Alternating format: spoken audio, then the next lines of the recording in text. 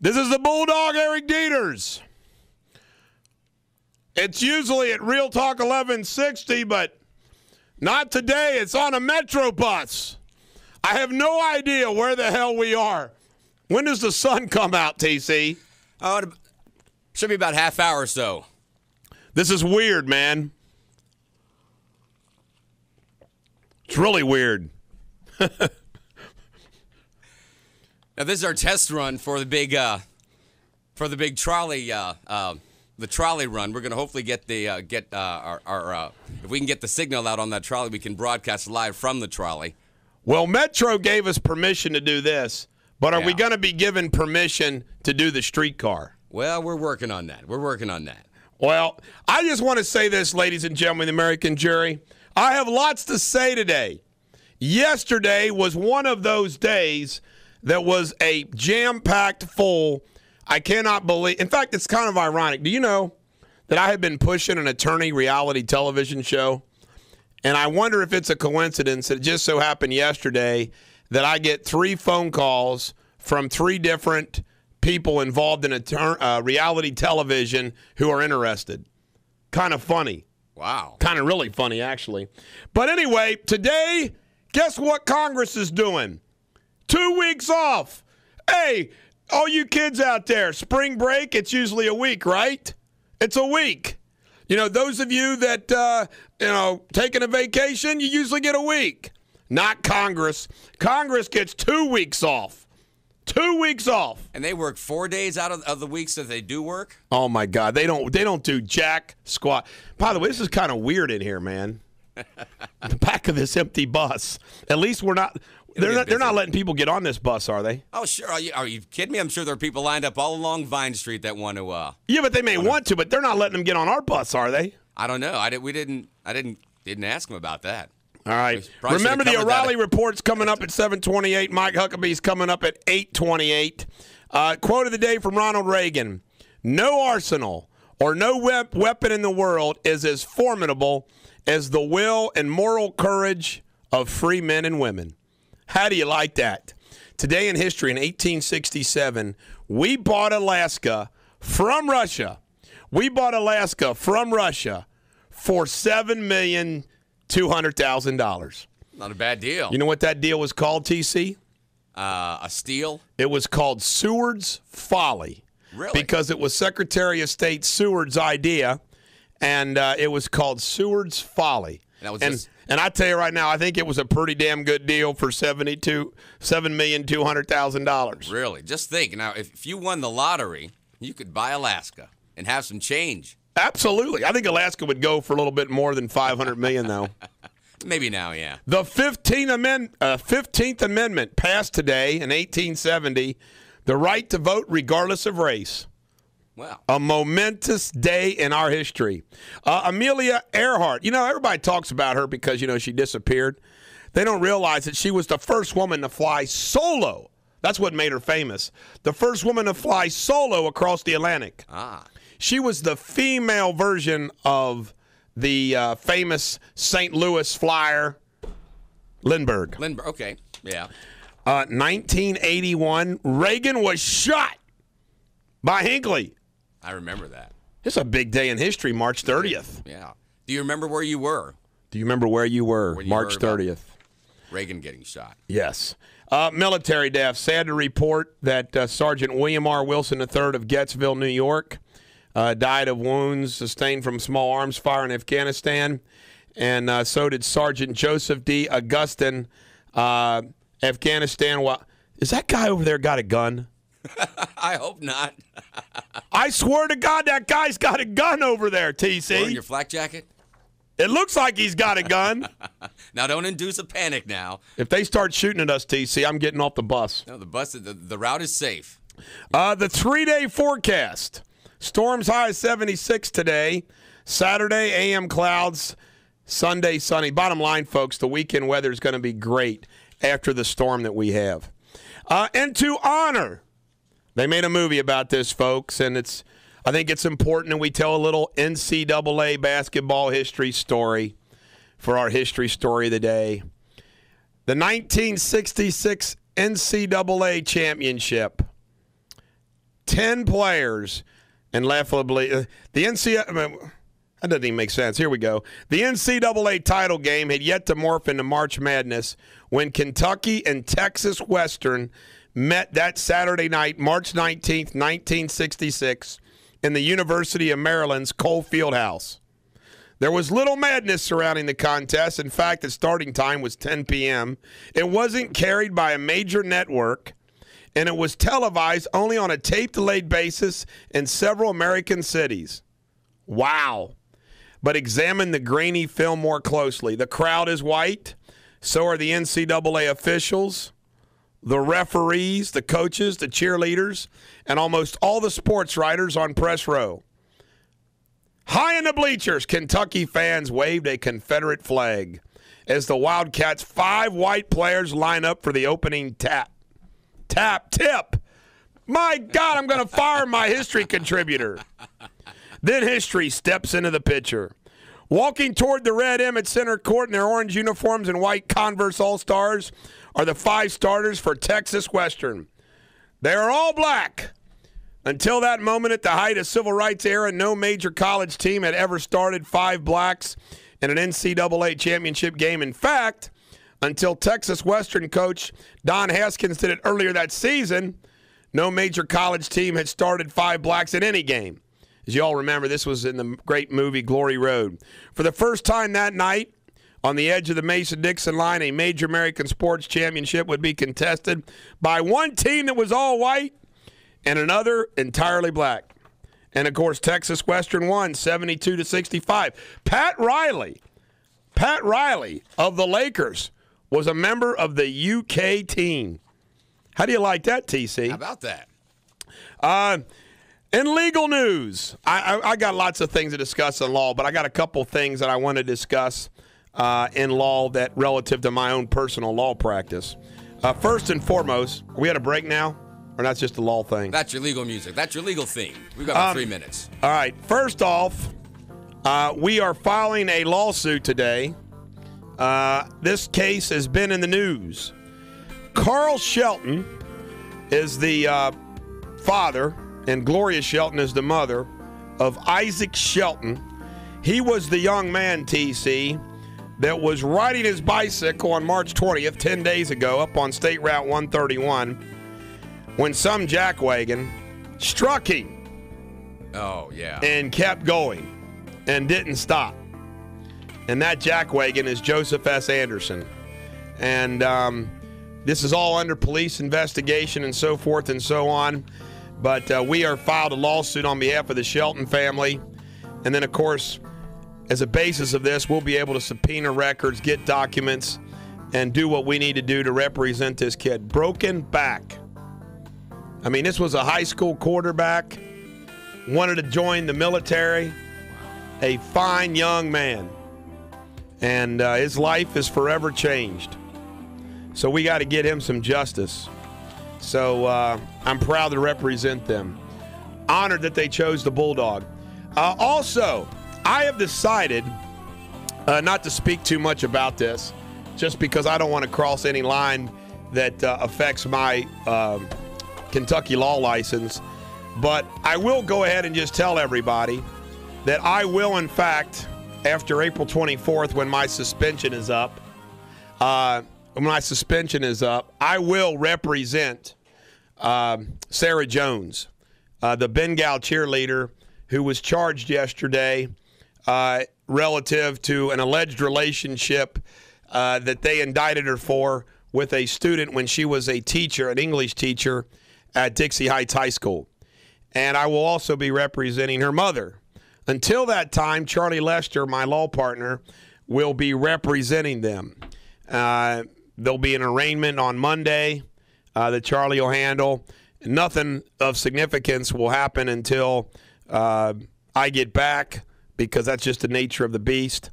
Everything that law enforcement has will be turned over.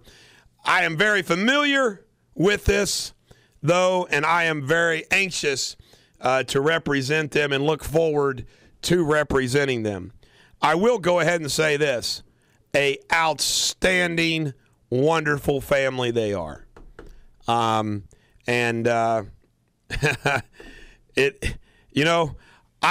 got experience in this kind of thing, and I'm looking forward to it.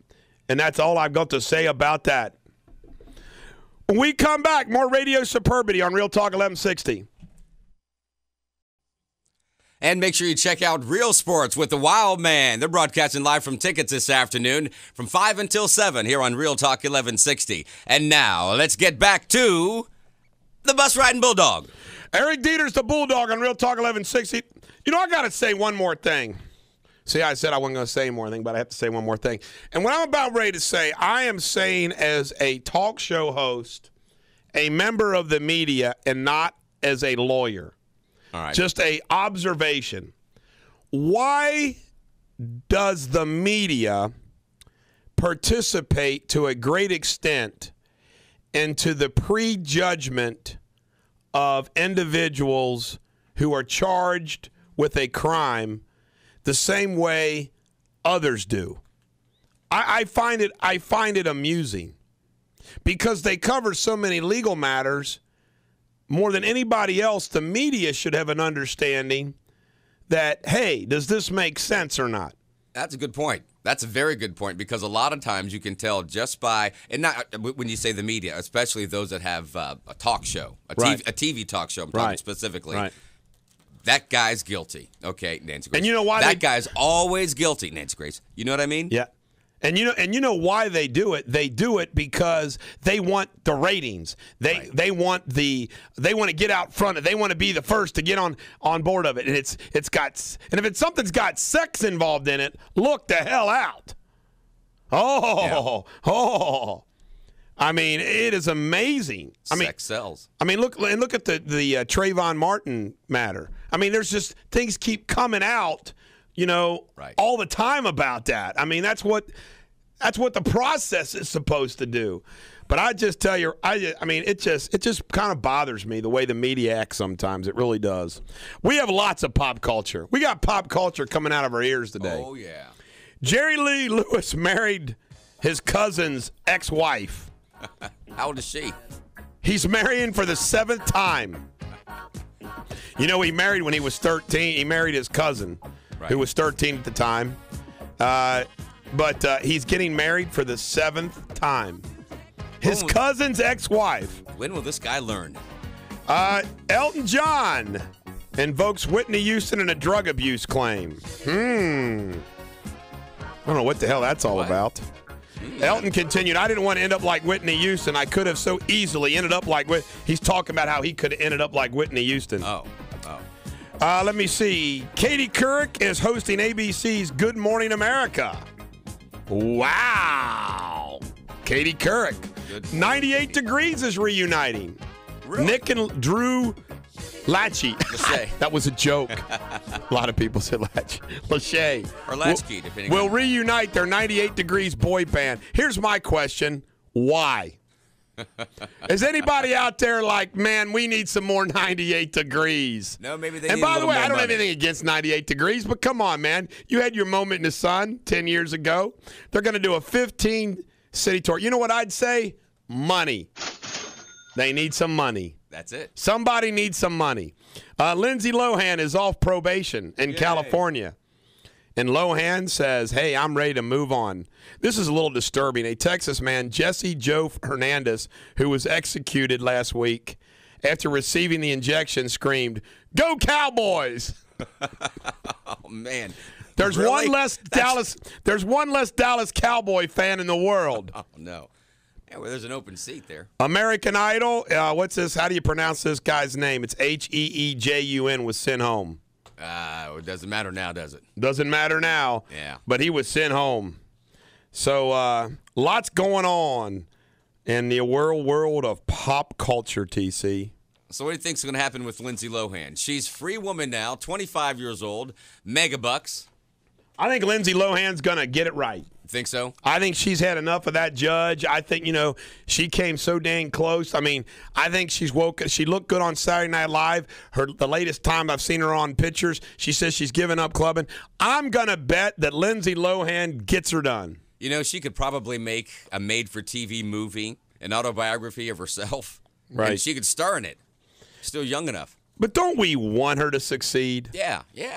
We want her to succeed. She's had enough Freaky Fridays. In sports, 6:09 p.m. is the tip-off between number 1 seed Kentucky versus a number 4 seed Louisville. You know what that means, folks? Kentucky's going to win because we just got too much. We got too much. Speaking of that, Anthony Davis, he won the Adolph Rupp Player of the Year award yesterday. Do you know that his 542 points are the 5th most at a freshman at UK? He had 385 rebounds, the most for a freshman at UK. Nice. And 175 blocks is the most of any SEC player in history. He blocked almost 50%. He only has twice as many rebounds as blocks. For every rebound, he blocks a shot. Man. That's why we win. Incredible. I mean, you got him in the middle. We beat the Cardinals earlier in the year by 9. And the reason why we were able to is you can go man-to-man, and you got Anthony Davis under the hoops. Silva, you can drive all you want, baby. We don't need to double-team you.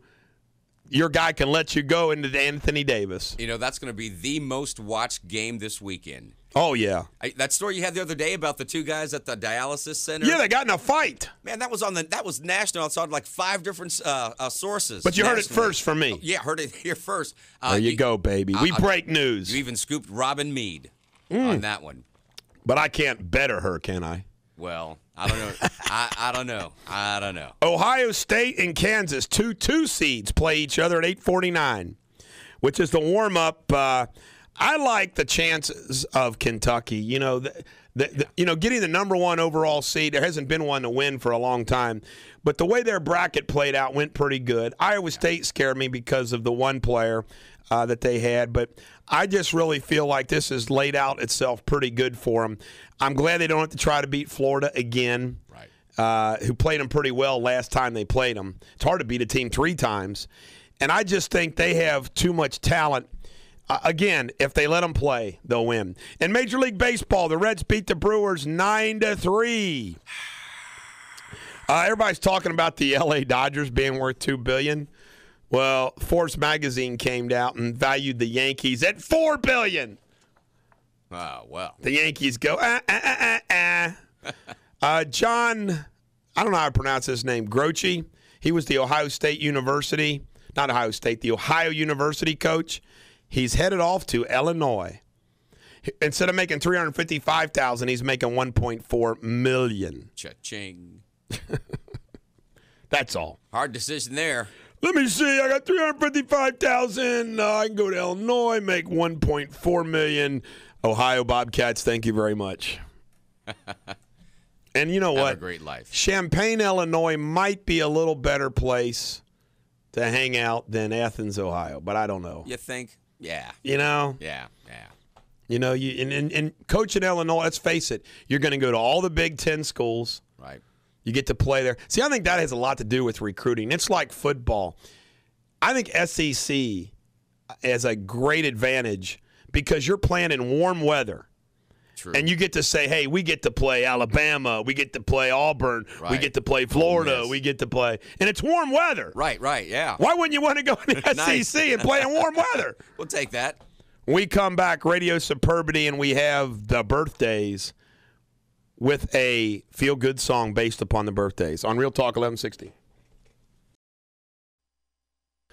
Eric Deters, the Bulldog on Real Talk 1160. I'm starting to get my second wind.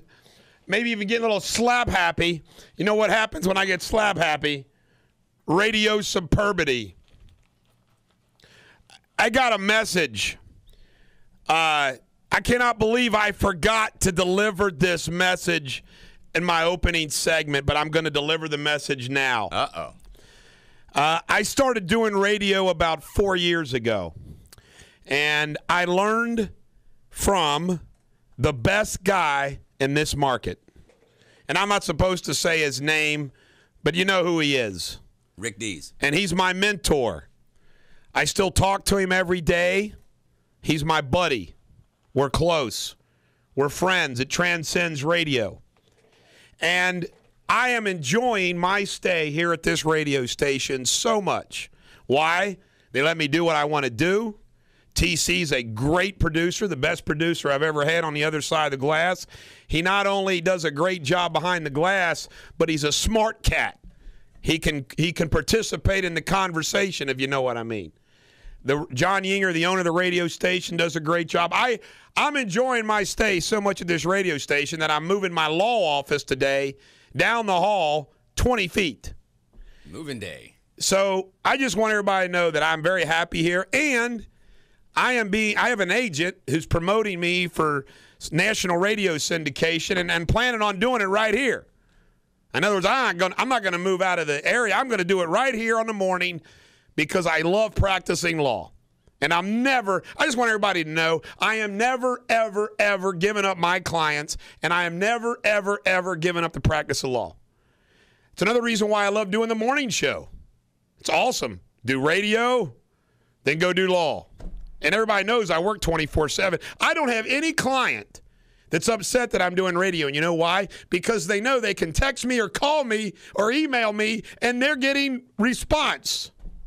They know that I've got everything covered.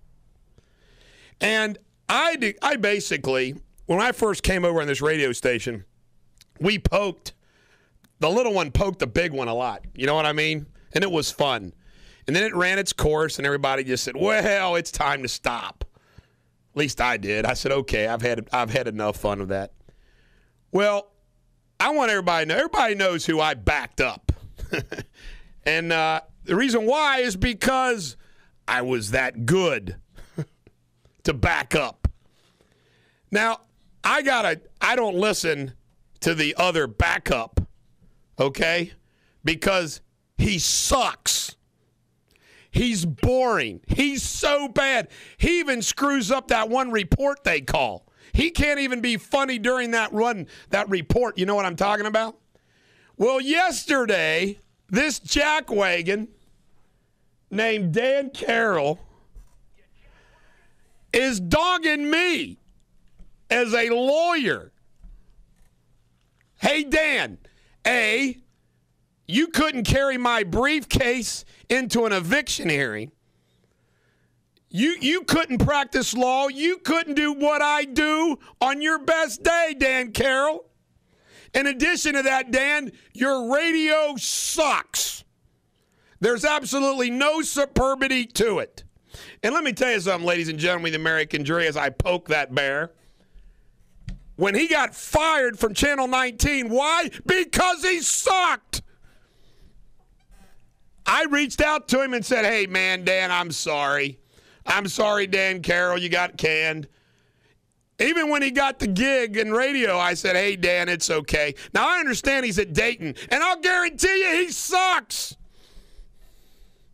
And guess what? He sucks on the radio. So I got the feel-good song of the day today is for a guy who turns 50 today, and I dedicate it to the jackwagon Dan Carroll. MC Hammer, baby, who turns 50. Dan, you can't touch this.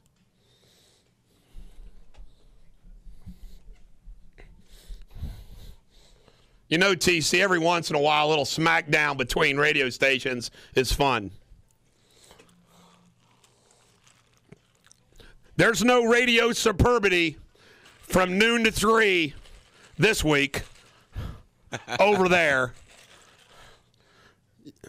You can find it here with the Savage Nation. Noon to 3 here, baby. The Savage Nation. MC Hammer is 50 today? He's 50. 50 years old. You know what's awesome about MC? He didn't have it. He gained it all. He lost it. He's kind of back a little bit. He can ride this song forever. He'll be doing MC Hammer in his 70s. Yeah, all the high school marching bands will do this song. Yeah, baby. UK fans will be singing this song. Can't touch this. Hey, Dan, you can't touch this. I tell you, I've never heard more boring radio. Bulldog Nation members text me, my God, he's boring. I don't know why they even turn on that station. This is the only one to listen to right here. Well, you got to accept the fact that there's some people that are channel hoppers. Well, I understand. Yeah, radio surfers. I'm telling you, TC, you can deny the obvious, but there is are you telling me, and let's be honest, I listen to this radio station all the time. Yeah. But you don't turn to another radio station every once in a while? You know, I have an interesting thought about that. I turn to other radio stations all the time. You don't listen to music every once in a while? Okay. I listen to I go up and down the spectrum. But now, I do too, because I want to, I tell you why I do it. I do it because I'm a talk show host. I want to hear what other people are doing, what they're saying, what they sound like. I can say, man, I'm better than that guy. Or, man, that's a good idea. I mean, you steal stuff. Well, I like to hear what the competition's doing. Plus, I'm a radio geek. You know, right. Sometimes I want to listen to music. Sometimes I want to listen to a news program or talk conversation. You know, it goes back and forth. So, but for us, we have to listen to. I cannot believe I forgot to do this. Which what? I'm coming out of my MMA retirement and in challenging Dan Carroll to a cage fight. How you like that? Let's see if Dan Carroll's got the guts to get into the cage, TC. We can't do that. Why can't we? Because if we promote it, we'd have to promote him and that. He ain't nothing. Yeah. We ain't promoting him. He's already gotten too much. The radio station. He's gotten too much gratuitous mentions already. Anybody that knows Dan Carroll, you tell Dan Carroll the Bulldog just challenged him to a cage fight. We'll see if he's got the guts. You know, I worked at a radio station years ago. And we had a station van, and you go out on promotions and whatnot for remotes and that. And the general manager got in the van one time, and the radio station was not on our station. He threw a fit. He put up a notice. If I ever get in that van again and it's not on our station, the last person driving it will be fired. It's that serious with some people. Well, all I know is I've challenged him to a cage fight. But see, you're wrong. See, our station manager wants me to poke the hornet's nest. Yeah, well, I'm just telling you. See, he likes when I do it. All right, well, okay. Because he's a brilliant genius. I have no defense of that one. Remember, opening day, folks, April 5th, which is next Thursday. Thursday. On Thursday, we are going to be broadcasting down at the Findlay Market. And at the Findlay Market, I am going to give away I think I got 100. How many ever shirts I got? You're spending a lot of time downtown now, aren't you? Yes, I am. But we're going to have lots of T-shirts, Bulldogs Mafia long sleeve black tees for the first, I don't know how many shirts I got, 50 to 100 to come over to say hey to the Bulldog. You're going to get a free shirt. And some radio station stuff. Do we got some radio station stuff? I hope so. We need to get some radio station stuff. We don't have any hats. We don't have any T-shirts. We got those Dr. Laura hats. Hey, let me tell you. Can't give those away. Tell you the world that I live in, TC. You know, I don't get to wear a suit unless I got to go to court. Well, I was supposed to have a meeting with a client today at the Kenwood Country Club at 9:30, which has been canceled now. Why? And you know what I was told yesterday by text message? What's that? Hey, I just want you to know that when you come, you can't wear jeans. I said, no problem, I'll wear khakis. So today, ladies and gentlemen of the American jury, I wear khakis.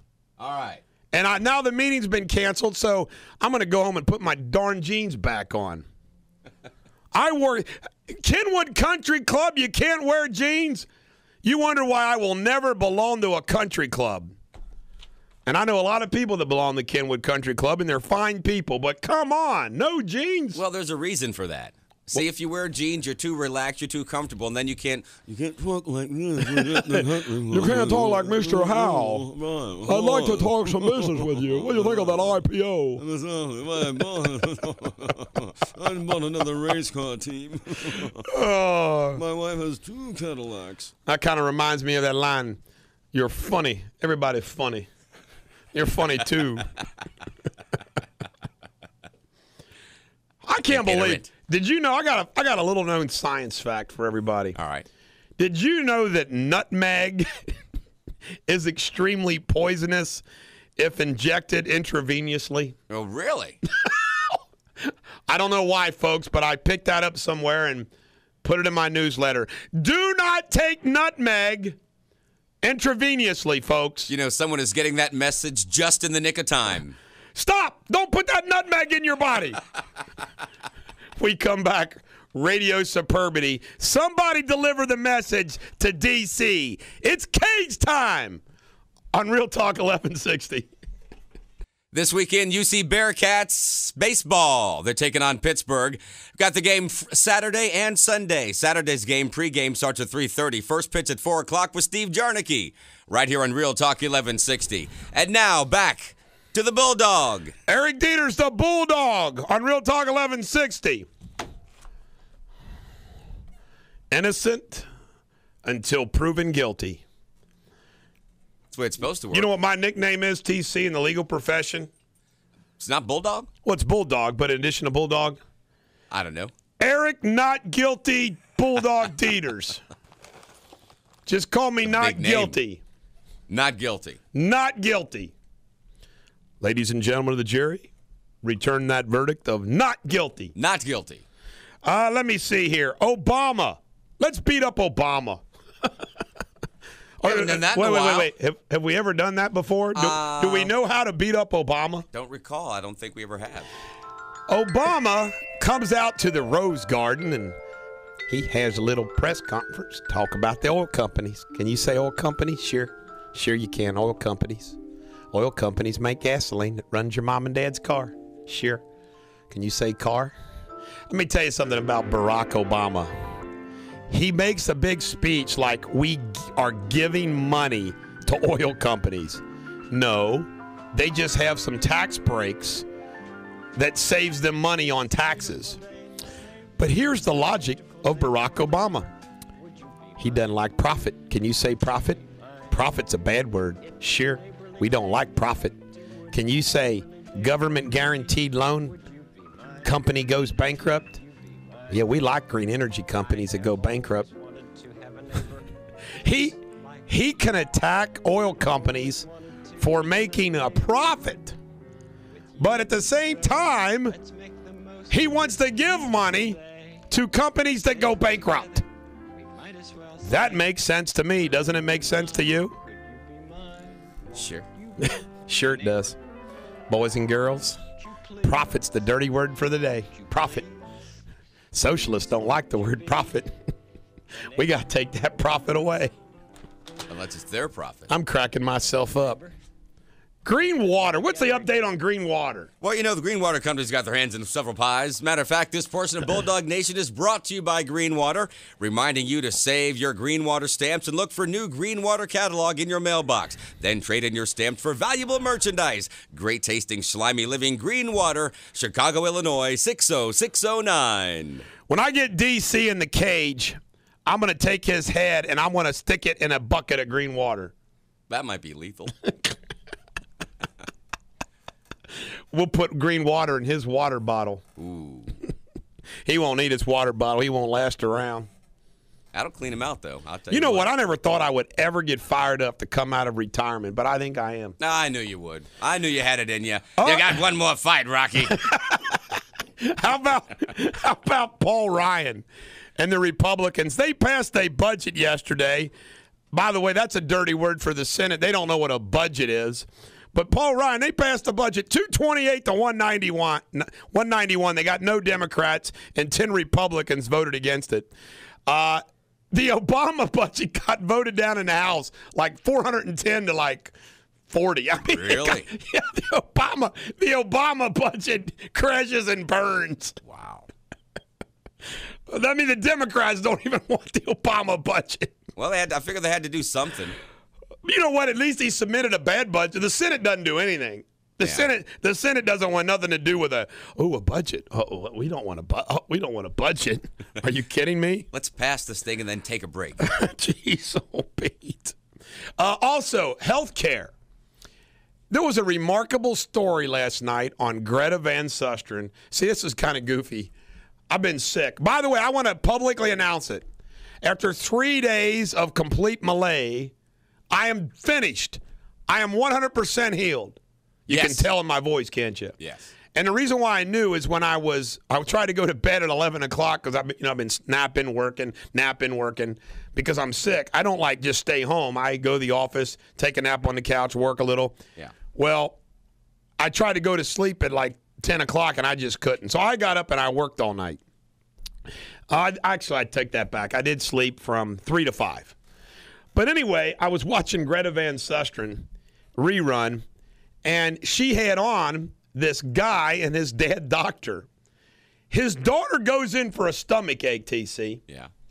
And the bill is over $5,000 from the ER. Now, he was sitting there getting ready to be interviewed with his cardiologist dad. And I'm looking at this guy before he opens his mouth, and I'm thinking, what kind of guy is this cardiologist going to be? Is he going to come off kind of like, a jackwagon or what? I'll tell you right now, this dude was sharp. Was he? And he points out that they did all this blood work. They did testing that would never happen. She's like a 10-year-old little girl, okay? They couldn't have just given her Maalox? And what they did for this girl and the charges, and this cardiologist knows, he pointed out like this $300 charge for this shouldn't have been near that. And he went through, and he's basically ripping this hospital a new one for their overcharging and overtreating of this little girl for a stomach ache. Yeah. And at the end of the interview, here's the punchline. Greta Van Susteren says, well, we really appreciate, you pointing this out about this hospital. And he goes, it's going on all around the country. Wow. And it's true. Yeah. These hospitals, that they need money, they got to make money. They get it, let's work them over. Let's order this test, let's order this test. And they give seminars on this stuff. Somebody comes in, they got health insurance. Anthem, Blue Cross Blue Shield. Man, how can we work this? I had it's a racket, TC. You're right. A good friend of mine works in an insurance-related industry. But the answer is not Obamacare. Go ahead. No, well, and she told me, she said the health insurance industry is she said it's a bigger racket than the mafia. She said you have no idea. Right. And I believe her. I mean, she works right. I agree. It was like, you got to be kidding me. It's a racket. His name was Mosier. There's some Dr. Mosiers over in northern Kentucky that I'm sure they're not related, but it was a great story. And this was a doctor. This is a cardiologist just ripping the billing of this hospital. Yeah. And claiming it goes on. And, he's an older guy, too, so you could tell he's old school, kind of like Ron Paul. Right.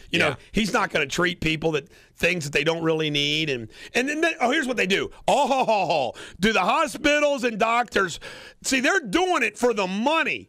But you know who they blame? Well, we got to do this because the plaintiff's lawyers. Right. It's hogwash. So we're the boogeyman. We're the bad guys. They say, well, I had to order that MRI. Baloney. The reason why they ordered the MRI is not because of me, but because they got a contract with the MRI facility, and that MRI facility refers them patients. So in exchange, that hospital racks up those MRIs. Gotcha. Yeah. It's a racket. I'm fired up. TC, an analysis. I had a great original rant. I tell you what, I got like 20 text messages at the end of my rant yesterday pointing out some of those original thoughts about Obamacare that nobody is. Like, how much has Obamacare cost us so far that nobody's discussing? And if it gets shot down, what a big waste of time and money. Right. Well, now the debate that's raging, which cracks me up, is who benefits from Obamacare going down. And I thought to myself, holy cow. Barack Obama, David Axelrod, Harry Reid, Pelosi, and all the Democrats give us Obamacare, and it's going to be found unconstitutional. And you got jackwagons like James Carville saying, it's the best thing for him. Best thing for us. This thing gets shot down. This thing gets shot down. It's good for Obama. It's good for the Democratic Party and Barack Obama's reelection. And I'm sitting there thinking to myself, they place upon us this high-cost burden of Obamacare. We have to suffer under it for 2 years, all the expense of it and everything else. It's going to get shot down, and then they're going to say, well, it's the Republicans and da-da-da-da. That is incredible. Something, Carville's got a point, though. I don't know if I've got time to talk about it now, but when we come back, I'm going to weigh in on this. All right. Radio Superbity on Real Talk 1160. Let's unleash the Bulldog. That's what the guy said, man. He said, unleash the Bulldog. We covered MC Hammer's birthday. He's 50. Celine Dion is 44. My heart will go on.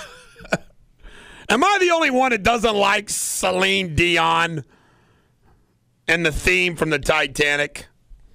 Oh, I can't stand that song. Norah Jones is 33. I got to give some props to her. My wife likes her music. Kind of depressing if you ask me. But you know, the most important birthday today is everybody bow their heads in honor of Secretariat. Big Red. The 1970 Triple Crown, the Triple Crown winner, 1973. He was born in 1970. It was the first Derby I ever watched. It was Secretariat. I've never forgotten. Do you remember where you were when Secretariat mopped up the field? Oh, by the way, Shakespeare of the day. It's a classic. This above all, to thine own self be true. Dan Carroll, if that's the case for you, you must accept that you suck on the radio. Dude, that's a bit harsh. Are you ready for some humor? I want to just preface everybody. I don't know, am I? That I submit the jokes. People, by the way, if you got a great joke, email me at eric@ericdeters.com. We get these jokes from fans. We get them from all kinds of sources.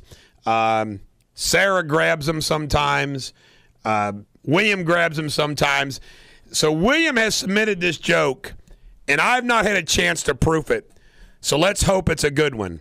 All right? So here's your giggle for the day. A young doctor had moved out to a small community to replace a doctor who was retiring.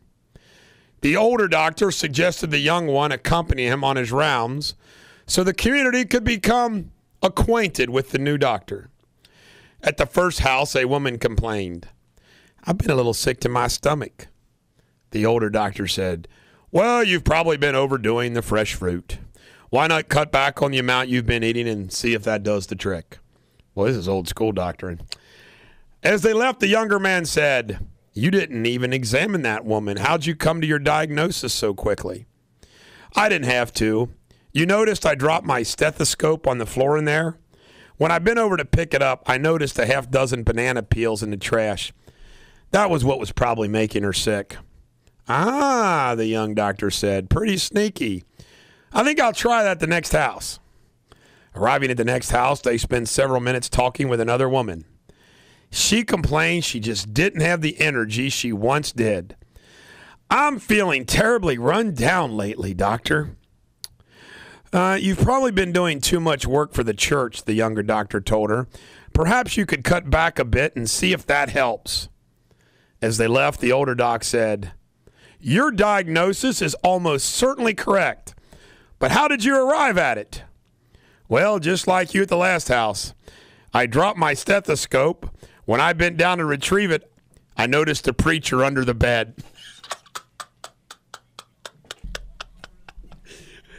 That was a keeper. That's a keeper. That's a keeper. File that one away. You've probably been doing too much work for the church. Mm-hmm.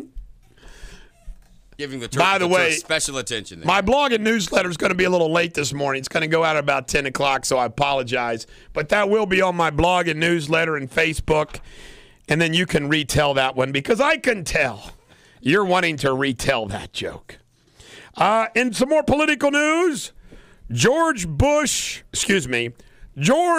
Herbert Walker Bush. Remember when she ran against the Ann Richards, the governor of Texas, and she kept saying, "Herbert Walker Bush." George Herbert, she made a big deal about his name. Yep. You know what my son's official name is on the birth certificate, don't you? Is it Herbert? No. I named my son, my only begotten son, after like every side of the family. So my son's official name this is kind of like a joke in the family, but it is true. It really is on his birth certificate. I got to figure this out now. This is how bad it is. That long. It is Parker Riley Harlan Wilfred Clemens Deters. The first. He's a first. Parker Riley Harlan Wilfred Clemens Deters. You're trying to make sure he's in everybody's will, aren't you? Parker will never, ever be able to hold political office. They'll say, what kind of name is that? It was a kind of big joke that Parker can't write out his whole name. You can't put on the ticket. He remembers it, though. Now, here's the part about it, okay? It was actually going to just be Parker Riley Harlan Clemens Deters. He was named after all the grandpas, the grandmas, both sides of the family. We get to the baptism. True story.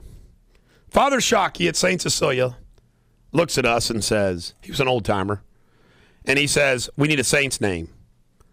I said, we gave him like 9 names there. None of these will do. He goes, we got to have a saint's name. Right. So we said, well, Wilford is Grandpa Scott. We'll throw in Wilford. William Wilford. So that's how he got Wilford. Wilford was the last name added to the equation. So let's diagram Parker's name. Parker. That's his wife. That was his mom's maiden name. And he was going to be Parker whether it was a boy or girl. Okay. Parker. Harlan. Harlan is where my mom's county from, Harlan County, Kentucky. Named after Harlan County. And I love Harlan. So Parker Harlan, he'll remember his heritage. Riley is my grandma Dieter's side of the family. Okay. Parker Harlan Riley Clemens, my grandpa Dieter's name. Right. Wilford, his mother's grandpa's name. But so that's how we came up with it. Parker Riley Harlan Wilford Clemens Deters. And your grandfather was from where? Cincinnati. Okay, so we got to throw Cincinnati in there too. You got Harlan County. You got to throw. We should have added Cincinnati. Cincinnati. We'll call him the Cincinnati Kid. There you go. That's it. That works now. Anyway, until you interrupted me and made me tell this story, TC. Well, I had to know. I was talking about Herbert Walker Bush. Oh yeah. Flanked by former First Lady Barbara Bush and Mitt Romney himself. George H.W. Bush endorsed Mitt Romney from his Houston, Texas. And I'll be honest with you. Good old Herbert Walker Bush and Barbara seemed a little spry. They're like 88 years old. Yeah. They seemed like they were pretty sharp. Of course, this is kind of like old news because Jeb Bush has endorsed them. You know, everybody knows the Bush gang, led by Karl Rove, has been for Romney forever. Yeah. But Romney did look presidential sitting there in that chair. And his name, of course, is Mitt. That has to be short for Mitchell. You have to admit, Parker's a cool name. So is Harlan. Oh, Charlie Ann's little girl, whose name's Riley, they were thinking of another R name. I suggested that we use Real Talk. Raylan. Oh. Raylan, who's after the Justified television show on FX, Justified. His name is Raylan Givens. I said, you ought to name it boy or girl, Raylan. Or Real Talk. That's so a boy or girl's name. Real Talk. So it could be Riley and Raylan. I like the name Raylan. That's a cool name. That sounds like a Buddy Holly song. You know, Raylan. Harlan County, Kentucky is a good old boy county. Raylan. Have you ever seen the show Justified? No, have not. It's pretty good. It's about a U.S. Marshal wears a hat and draws a gun like the Old West. Oh, okay. Draw. Sheriff In an apparent gaffe, a reporter asked if Romney had met with the younger Bush, George W., when Bush 41 leaned and asked Romney, has George endorsed you yet? No, they're saving that one for next week. No, and Mitt's response, yeah, he called. I haven't returned his call yet. Yes. We talk all the time. But look, we got the 2 Bushes we wanted to endorse. Let's leave it at that, okay? Yes. Trayvon Martin's George Zimmerman's father, went out yesterday and spoke out and said that Trayvon Martin told his son, you're going to die now. You're going to die tonight. When he shot him good, shot him dead. I think that could be kind of made up after the fact talk. What did he say to you? He said, because Trayvon Martin is not here to dispute what was said. Right. So It's easy for Zimmerman to say whatever he wants Trayvon Martin said. And it would behoove him to say, I have to admit, that doesn't sound like a 17-year-old kid saying, you're going to die now. You're going to die tonight. That doesn't sound right. Armed with Skittles. You're going to die tonight. You know, the other problem I have, too, is, okay, here's this 40-year-old guy. He's the neighborhood watch captain. You're getting your butt whooped by a 17-year-old kid? I don't feel too safe in that neighborhood, you know? And even if that was the case, I'd be too embarrassed to tell anybody that a 17-year-old kid's whooping on me like that. Absolutely. That's a great point. Why did he need to use the gun? I'd just take the ass whooping and go home. I'll be honest with you. I'm not the baddest cat in town, but I tell you right now, I wouldn't have to pull a gun on a 17-year-old. Right. Wouldn't have to. Let's face it, a man's strength is stronger than kid strength. Yeah. A 45-year-old man is stronger than a 17-year-old kid. Now the residents don't feel so safe anymore, do they? No. When we come back, more Radio Superbity. On what subject matter? I don't know. I'll just think of one. I'm just teasing. I'm prepared on Real Talk 1160. Make sure you listen up for the Huckabee Report coming up at 8:30 this morning here on Real Talk 1160. And now back to the Bulldog. This is the Bulldog, Eric Charles Deters. Just 3? My middle name is Charles, which means strong. Eric means king. Put them together, folks. I mean strong king. Don't mess with me. King Strong. Charles. I'm proud to carry my daddy's name. You'd have to be strong to carry it, right? My daddy's name. Heavy. He was Charles Hugo. He was named after Hugo Black. After the car? The Supreme Court judge. No, not the car. Oh. You know, my Harlan County roots run deep. Albert Krippenstapel. How do you like that name? My grandpa, my maternal grandfather, was a typesetter for the Harlan Daily Enterprise. I got newspaper blood in my veins. And my grandpa, Clemens Bernard Deters, Bud Deters, was the editor of the Kentucky Time-Star when he got fired by Telegram in the 1950s when the Post bought the Time-Star. Kind of wild. And then I got news in my blood, TC. Yeah. Anyway, my granny Krippenstapel down in Harlan County was a school teacher. And she actually went out in the coal fields of Kits, as legend has it, the coal fields of Kits, and taught kids. And my grandpa, when he was like 42 years old, died of Bright's disease, which is a kidney ailment that he wouldn't have died today based upon all the antibiotics and everything that they have. But my mama was only 14 years old, and her sister Lucy was like 4. And it was just devastating. When you hear my mom tell the story, it just makes you cry. My mom family, my granny Krippenstapel, they were so poor they couldn't even get their senior picture taken. She didn't even get able to buy her senior picture. So for my mom's Christmas present a few years back, TC, I got a hold of the Harlan County yearbook, and I found her picture in it, and I blew it up from that picture and framed it because at our house, all of us kids have our baby picture and our high school graduation picture framed with each other, and my dad's high school pictures there, and my mom didn't have her picture there. Oh. So I took care of that and got my mom, and I asked my mom why, and they didn't have enough money to get her senior picture. Wow. That's how poor. Came from simple roots. And my dad, my grandpa Deters, he didn't learn how to drive till he was in his 60s. Really? Yeah. Now, why'd he wait so long? It's amazing. There's a lot of people who are jealous of Northern Kentucky or jealous of Deters because they think, about money. And my dad is filthy rich. But I like that kind of dirt. But came from very humble beginnings. He didn't inherit anything, man. Came from humble wealth. My dad and Uncle Jerry started building houses when they were 15 and 13 years old. Wow. They built a house when they were 15, TC. Who builds a house when they're 15? It's pretty nice. I'm talking about like a house. Yeah. It's still standing. Is it really? And they got in the building business, and then my dad decided to go into law. He should have stayed in the building business. And then my Uncle Jerry in 1970 built the drawbridge, and that's when he got out of the building business. But self-made men, how can people be jealous of money from self-made men? You want to not like somebody that just inherited a bunch of money. You don't want to like them because they're rich, because they're snobby.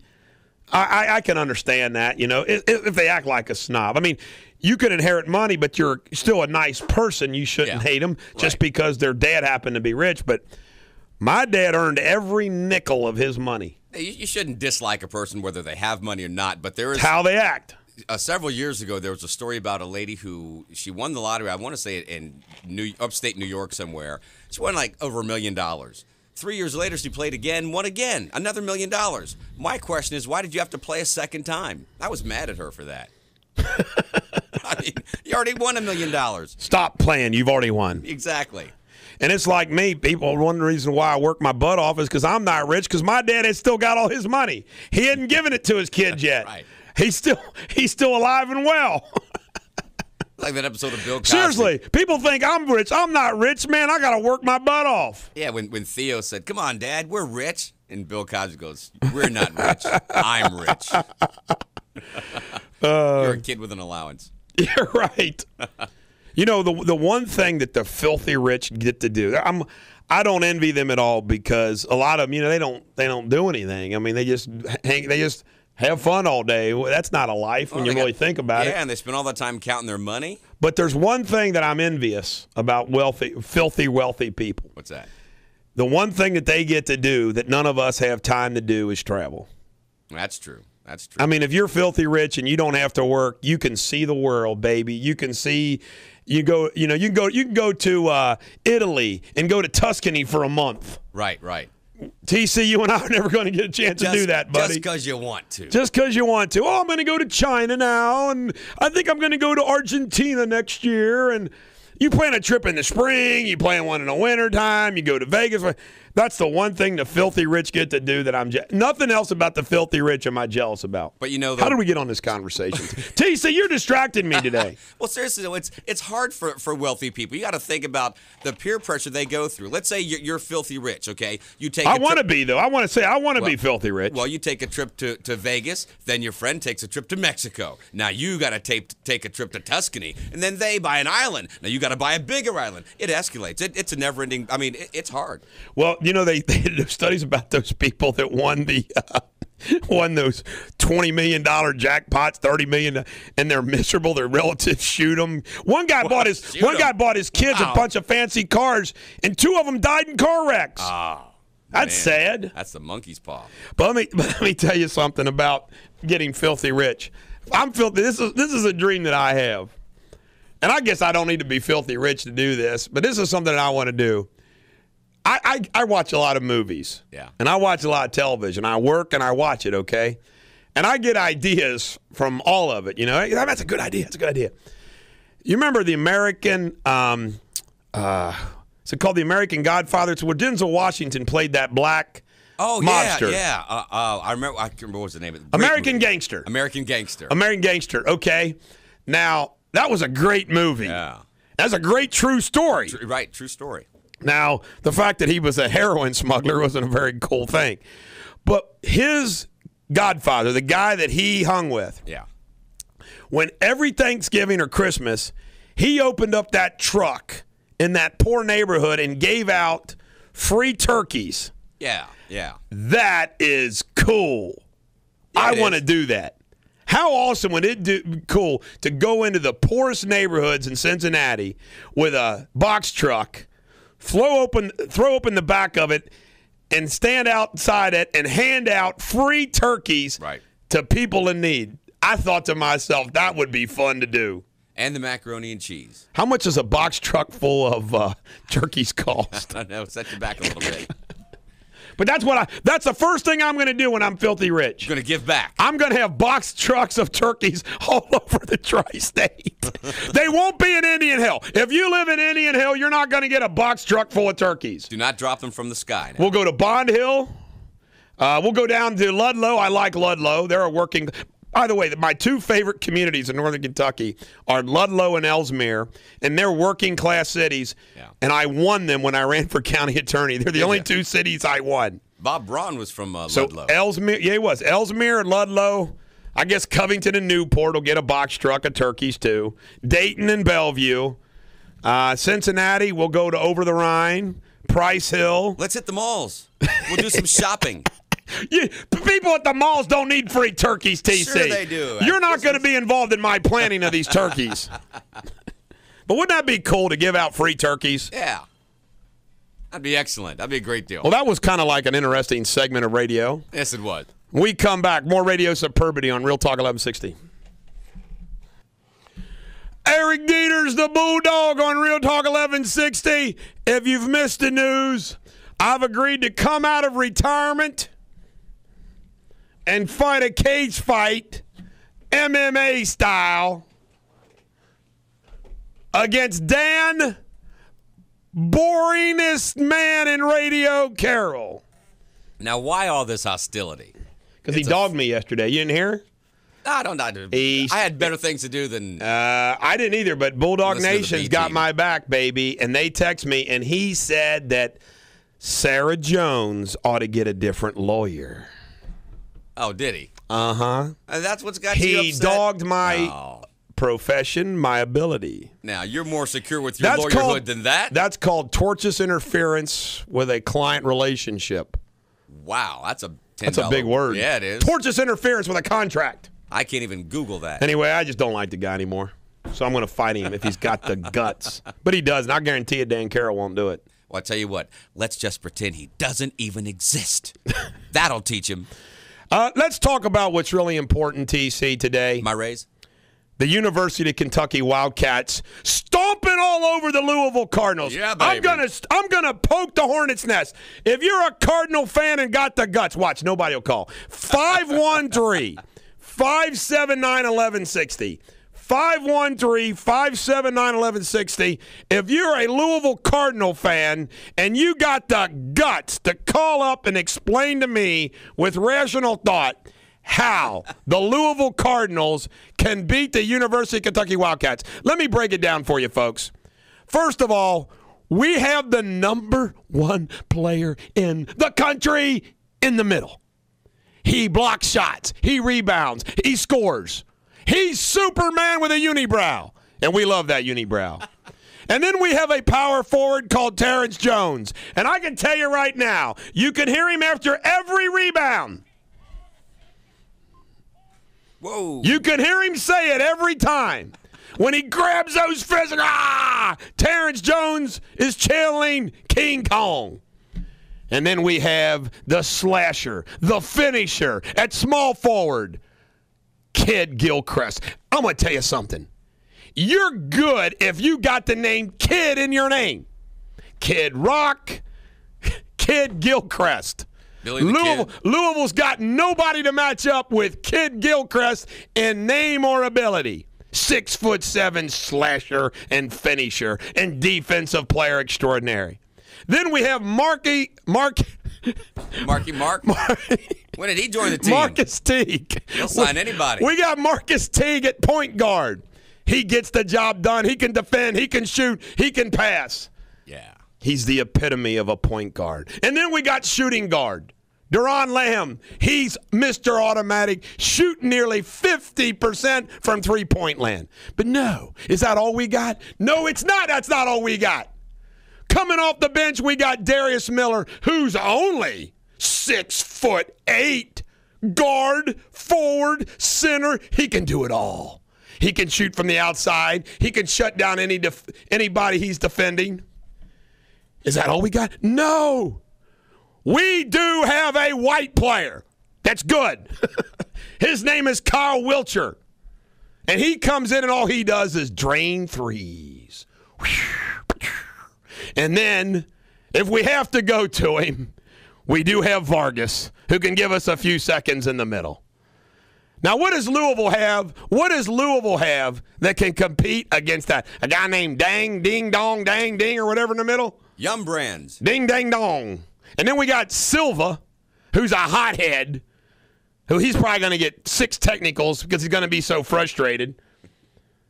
Look, nobody's calling. No Cardinal fan has got the guts. You know why? Because it's just like the Solicitor General arguing Obamacare before the Supreme Court. He doesn't have a case, so he couldn't make a good argument. We forgot to speak about coaching. Now, once upon a time, I would say that Rick Pitino had the upper hand. No doubt about it. I would once upon a time would say Rick Pitino had the upper hand. But once upon a time, Rick lost his mojo at a restaurant. At a Louisville restaurant, he lost his mojo. Thanks for he got it on, and he's never had his mojo back. It's gone. He lost it to that Louisville restaurant. That woman took it, and she's in prison, and she won't give the mojo back. That woman, Miss Lewinsky? Oh, no, that other woman. You know, I got to ask you a question, TC. I've never extorted money from anybody or blackmailed anybody. But if I was going to and, like, my target was a filthy rich person, yeah, I wouldn't overplay my cards, man. No. You know what? She was asking for, like, millions and millions and cars and tuition. If I was her lawyer, I would have said, just $1 million and we'll go away. Exactly. And if I was Pitino's lawyer, I'd said, pay her the $1 million.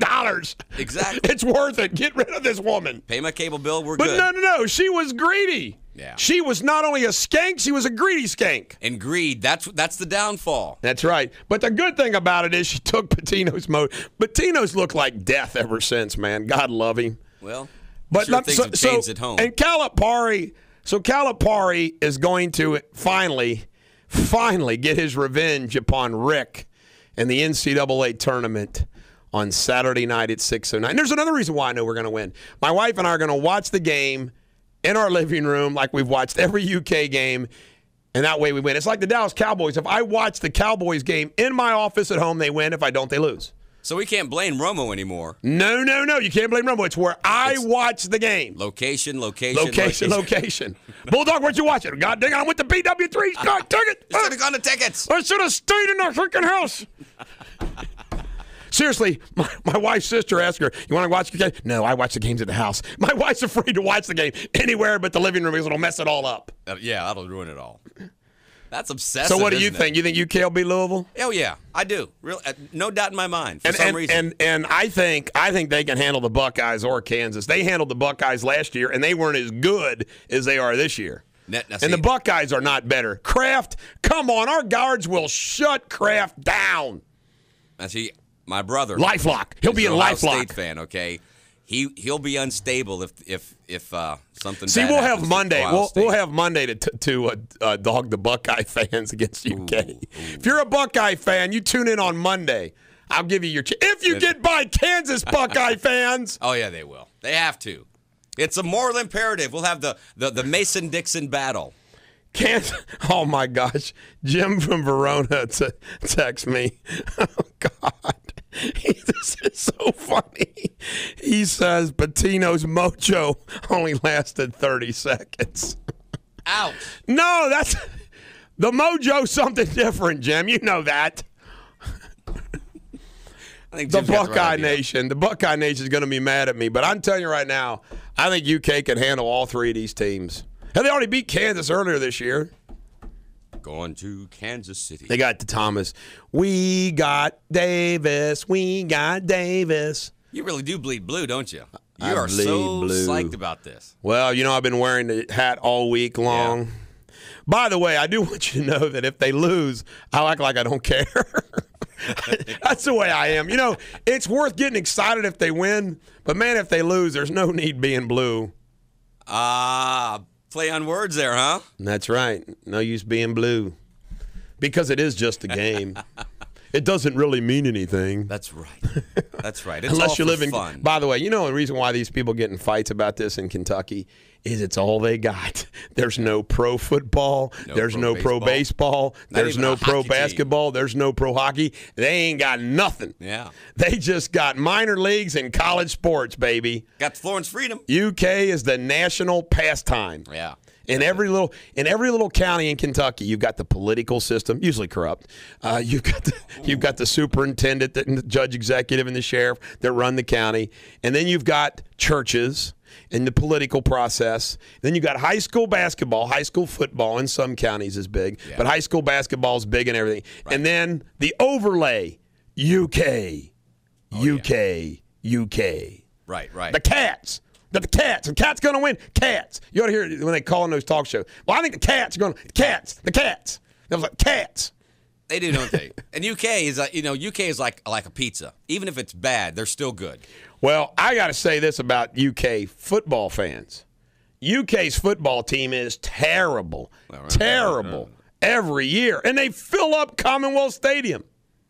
My wife and I went down to a game for the first time because I'd never been to a game before. It was amazing. Yeah. They played Louisville. The place was packed. Team stunk. When we come back from the break, TC, let's fantasize. Not about women. Get your mind out of the gutter.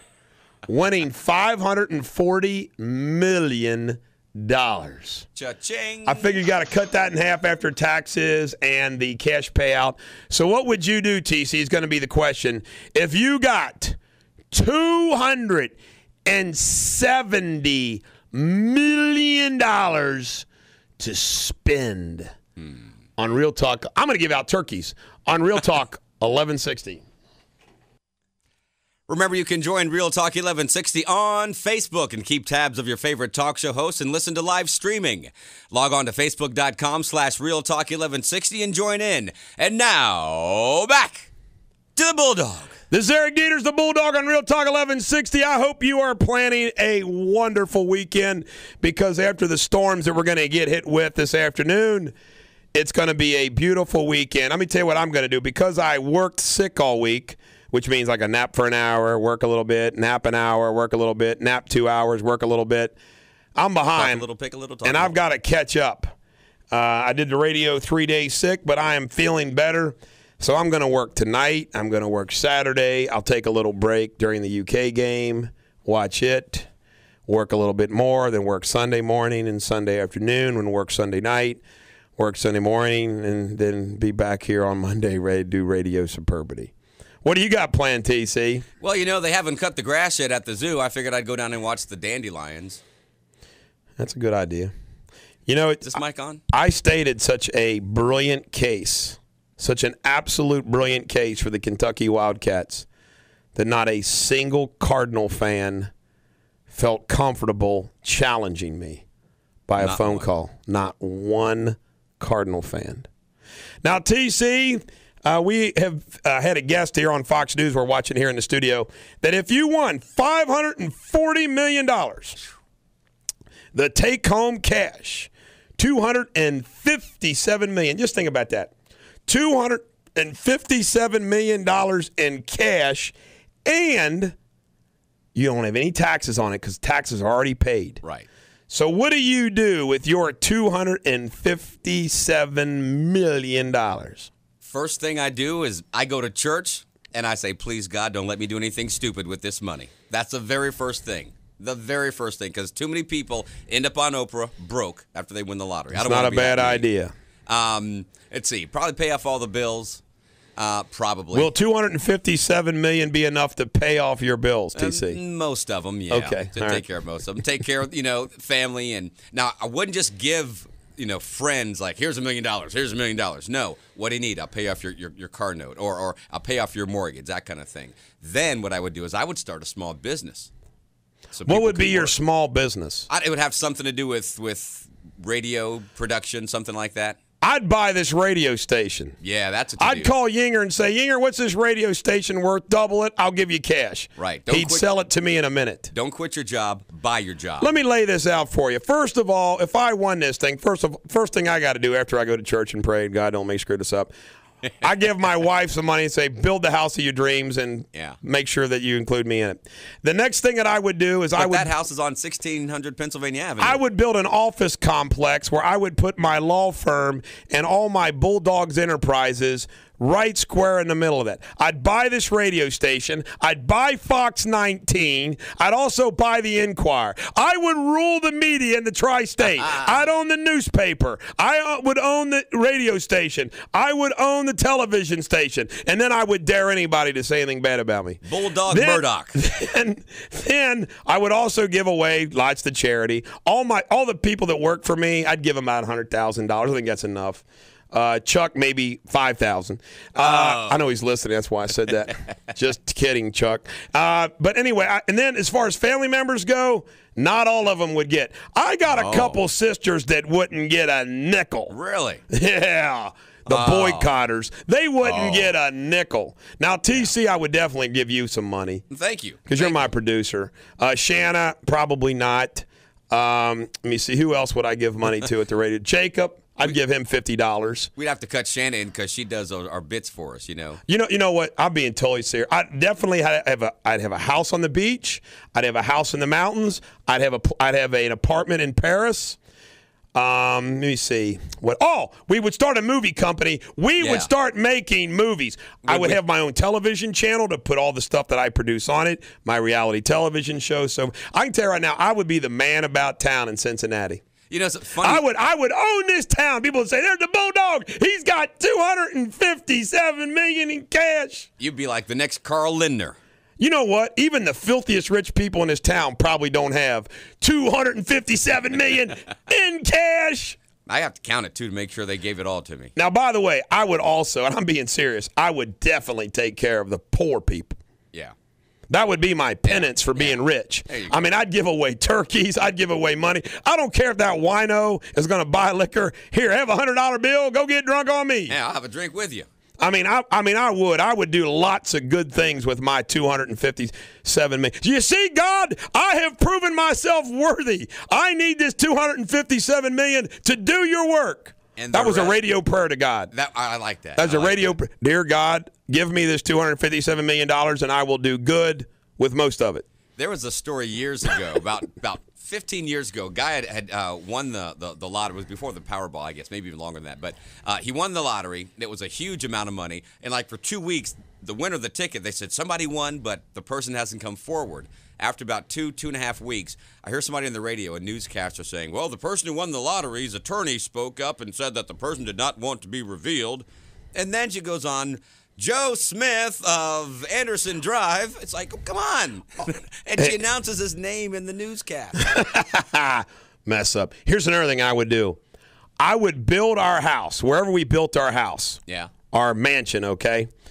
I would have this private street, and I would build a house for each one of our children.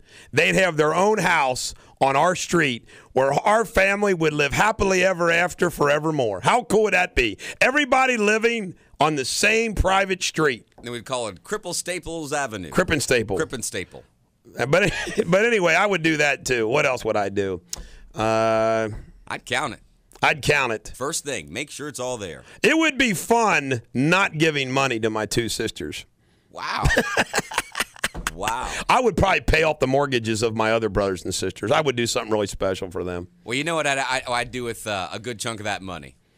I'd go to Washington. Mr. Obama, how bad do you want to be reelected? The other thing that'd be a good idea. You know? I would fund some campaigns. The other thing, boy, my $257 million, I got to make this thing stretch. I would also advertise on television, billboards. My law practice would quadruple in size. I just want to take Michelle Obama to the Montgomery Inn or the Grandview Tavern. I might buy the Reds and Bengals both, too. Why? I talked to Bob Castellini. Hey, Bob, come on, man. I got $257 million cash, man. Why that's not enough. By the way, that's not enough to buy the Reds or the Bengals. I'll let the Reds and Bengals. Who wants to own them? I just have a private box. You could buy them a jumbotron. You could buy Drake Hospital. Nah, I don't want to buy the Bengals and Reds. You could buy Hamilton County. I'd rather keep the cash. Maybe I won't do anything with it. Maybe I'll just hoard it and have people beg me for money. I'm rich. I'm socially secure. This is fun, isn't it? Talking about getting $257 million in cash. And all you have to do is pick the right 6 numbers. You know, you can actually double that too, or nearly double it, because if you invested the $257 wisely, you could take out some serious credit lines as well. That's true. But, of course, with $257 million in cash, you don't really need any credit. And you know your chances of winning the lottery, 176,000 to 1. Well, somebody's got to win it. You've got a better chance of marrying a supermodel, 88,000 Would it be a hoot if I really did win it and came back here Monday and I won it? That'd be funny. Oh, I don't know. I'm still coming to work, by the way, if I win it. Right. Now, how about this, too? I would definitely see Dr. Kurtzman and say, take this 48-year-old body and make me a young man. Yeah. I wonder if he could add a foot. I'd like to be 6 foot tall. Could he add 4 inches to my ankles or something? You know, I don't know. Stretch me out. Some kind of like knee extension or something. I don't know. You know. But anyway, I'd have to hire an accountant to follow me around. And this accountant would have to be like a PC. So before I made a purchase, he'd have to stand in front of me and say, "Do you really want to make this purchase?" Yes. No. Follow you around. Mm-hmm. You know? Do you really want to make this purchase? It's going to cost you $67,000. Do you know when Caesar would win a great victory and he would have his triumphant march in Rome, they had somebody stand behind him and just whisper into his ear, "You're only a man. You're only a man." Really? To remind him. Every dog has their day. Go UK Wildcats. I'm going to win the Mega Millions. You're only a rich man. You're only a rich man. Every dog has their day. I hope today's yours on Real Talk 1160.